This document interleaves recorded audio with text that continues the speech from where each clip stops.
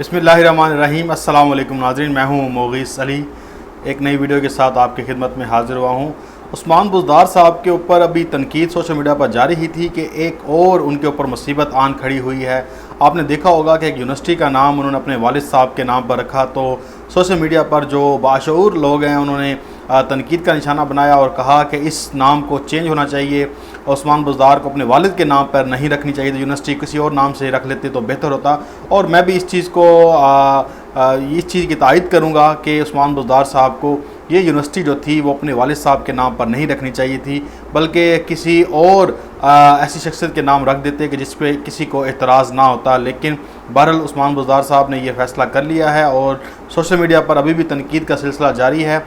हो सकता है कि वो नाम चेंज कर दें और ये भी हो सकता है कि वो नाम चेंज ना करें, लेकिन उनके आबाई इलाके में जो लोग हैं, मैंने जब उनसे रब्ता करने की कोशिश की तो वो बहुत खुश थे और वो कह रहे थे कि अगर नवाज़ शरीफ अपने नाम पर अस्पताल बना सकता है, शहबाज शरीफ अपने नाम पर अस्पताल बना सकता है, नवाज़ शरीफ अपनी बेगम के नाम पर अस्पताल बना सकता है, ज़रदारी भी अपने नाम पर, अपने बच्चों के नाम पर, अपनी बेगम के नाम पर चीज़ें बना सकता है, तो उस्मान बुज़दार जो ऐसे इलाके से आया, जो पहली दफ़ा वज़ीर आला पंजाब बना है, इसने बैकवर्ड एरिया से, तो अगर उसने रख दिया तो कोई बड़ी बात नहीं है। लेकिन उन्हें क्यों समझाया भी जाए कि अगर उस्मान बुज़दार ने भी वही काम करना है जो सरदारियों और शरीफों ने किया है, तो फिर इसमें दोनों में फ़र्क क्या रह जाएगा। खैर, ये एक लंबी बहस है, इसके ऊपर लोगों की मुख्तलिफ आरा है, हर किसी की अपनी आरा है और उसका एहतराम करना चाहिए। मैंने भी अपनी आपको आरा दे दी है, आपको लगता है कि ये सही है तो आप कमेंट में बता सकते हैं।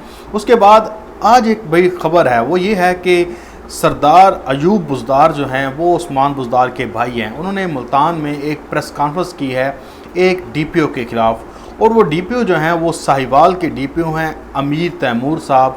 और उसके बाद जब ये प्रेस कॉन्फ्रेंस हुई है तो पूरे पुलिस महकमे में और लाहौर में एक खलबली सी मच गई और पुलिस का जो डिपार्टमेंट है वो बड़ा परेशानी का शिकार हो गया और शिकायतें पहुंच गई उस्मान बुज़दार की जानिब और कहा गया कि ये आपके भाई ने क्या कर दिया है। लेकिन पहले मैं आपको थोड़ा सा ये समझा दूं बैकग्राउंड कि ये है क्या, प्रेस कॉन्फ्रेंस क्या हुई, और उसके ऊपर फिर डीपीओ साहिवाल का भी उनका एक रद्द-ए-अमल आया सामने और उन्होंने उसका जवाब दिया है।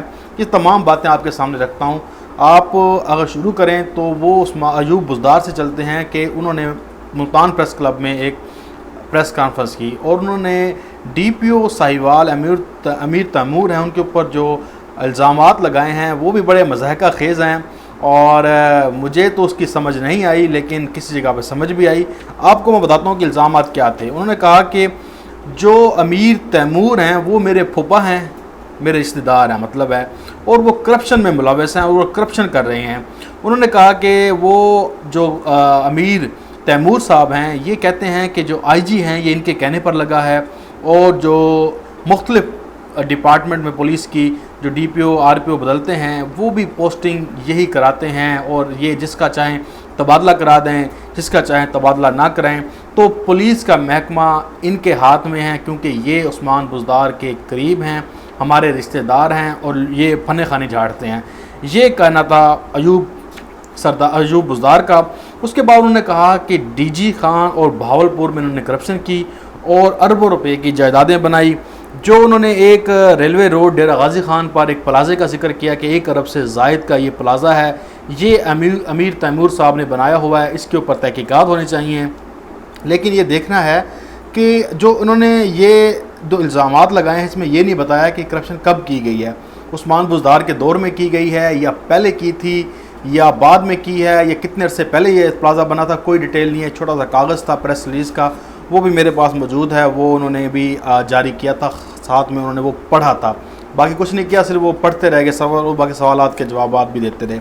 उसके बाद उन्होंने कहा कि एक बात लेके आए कि ये मेरे वालिद फ़तेह मोहम्मद पर झूठे मुकदमे कराते थे, उनके चक्कर लगवाते थे, और ये जो डीपीओ है ये अभी तो हम इक़्तिदार में हैं, मेरा भाई उस्मान बुज़दार इक़्तिदार में आ गया तो ये हमारे साथ मिल गया है, हमारे नाम पर ये लोगों को ब्लैकमेल करता है, लोगों को अपना रोब झाड़ता है, लेकिन जब हम चले जाएंगे तो ये बंदा फिर हमारे ख़िलाफ़ मुकदमा दर्ज करा देगा, ये करा देगा, वो करा देगा। आप सेंस देखें कि ये उन्होंने बात की है कि ये जब हम चल जाएंगे तो फिर हमारे ख़िलाफ़ मुकदमा शुरू हो जाएंगे।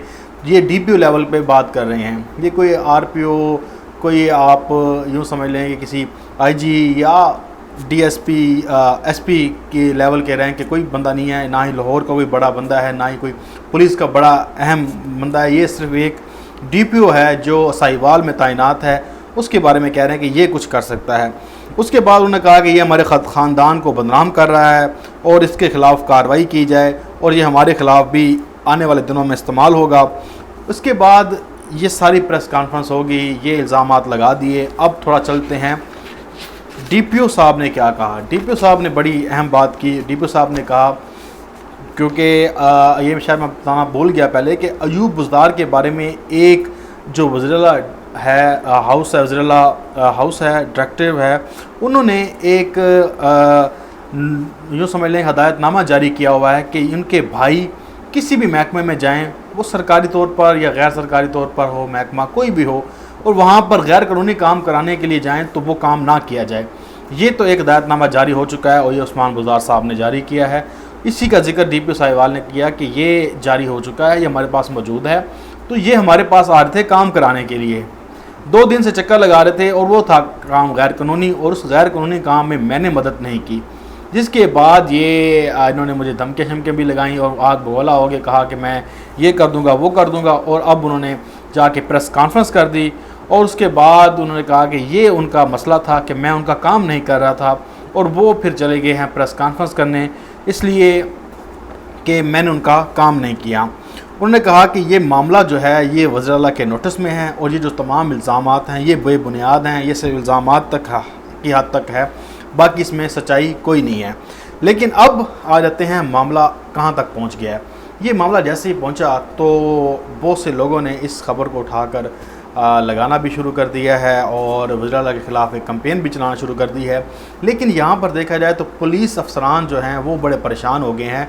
उन्होंने कहा कि अगर आपका भाई, वज़ीर आला पंजाब से कहा कि अगर आपका भाई 6-7 प्रेस कॉन्फ्रेंसें मज़ीद कर देता है और तमाम डीपीओज़ के ख़िलाफ़ कर देता है या आरपीओज़ के ख़िलाफ़ कर देता है, तो उसके बाद पुलिस का महकमा, मैं पुलिस के महकमे को डिफेंड नहीं कर रहा। आपको पता है वो करप्शन से लुथरा हुआ है, करप्ट लोग हैं उसके अंदर। पुलिस में जितनी करप्शन होती है शायद ही किसी और जगह पर होती हो, ये एक तयशुदा बात है, इसमें दो राय नहीं है। अब वो कहते हैं कि अगर इसी तरह से ये तमाम लोगों पर इल्ज़ामात लगाना शुरू कर दे, उसमें बहुत से जो हैं वो शरीफ लोग भी रगड़े जाएंगे, तो ये जो है तरीक़ाकार बिल्कुल गलत है, क्योंकि ये कोई आम बंदा प्रेस कॉन्फ्रेंस नहीं कर रहा, ये वज़ीर आला पंजाब का भाई जो है वो प्रेस कॉन्फ्रेंस कर रहा है। तो इसके बाद क्या होगा कि पुलिस का पूरे महकमे में एक जो उस्मान बुज़दार की जानिब है वो जो रवैया है वो सख्त गिर होना शुरू हो गया है कि ये अगर इनके भाई का काम कर दिया जाए तो फिर मामला सही है, अगर ना किया जाए तो फिर गलत है। अब क्योंकि इसके ऊपर तहकीकात शुरू होनी है, तहकीकात जारी होंगी, इसके बाद डीपीओ से भी पूछा जाएगा भाई आपको काम कौन सा कहा गया, कहा भी गया या नहीं कहा गया। उसके बाद अयूब बुज़दार साहब से भी पूछा जाएगा कि आपके पास क्या इल्ज़ामात थे या क्या आपके पास सबूत था कि जो आपने एक प्रेस कॉन्फ्रेंस कर दी और उसके बाद आपने उस्मान बुज़दार का नाम भी लिया। तो आपको कोई थोड़ी सी समझ होनी चाहिए थी कि आपके भाई जो हैं वो सीएम पंजाब हैं, आप उनसे बात कर सकते थे। आप पुलिस के जो अहम डिपार्टमेंट है वहाँ पर कोई दरख्वास्त भेज सकते थे या किसी भी थ्रू आप ऐसी बात कर सकते थे कि ये मामला मीडिया तक ना आता। लेकिन आप इस मामले को, इस लड़ाई को और साथ में अपने भाई को भी मीडिया में ले आए हैं। और पहले भी उस्मान बुज़दार पर बहुत सी तनकीद हो चुकी है और उन्होंने आपको देखा होगा कि कहा गया कि इनको रिश्तेदारों पर नवाजने का इल्ज़ाम है, ये है, फ़लान है।